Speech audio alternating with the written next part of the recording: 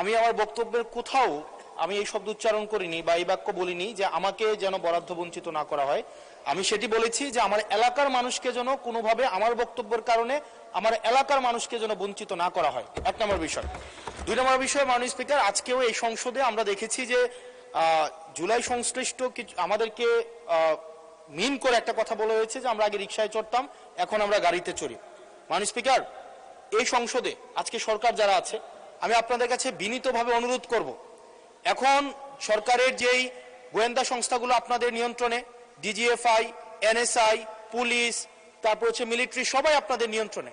আমি আপনাদেরকে অনুরোধ করব, আপনাদের মতো দায়িত্বশীল জায়গা থেকে এলিগেশনের টোনে এলিগেশন না দিয়ে আপনারা তদন্ত করে যদি 1 টাকার দুর্নীতি, 1 টাকার কোনো ধরনের অসৎ উপায়ের কোনো ধরনের আপনারা প্রমাণ করতে পারেন, আমি এই সংসদ থেকে আমরা ইস্তফা দিব।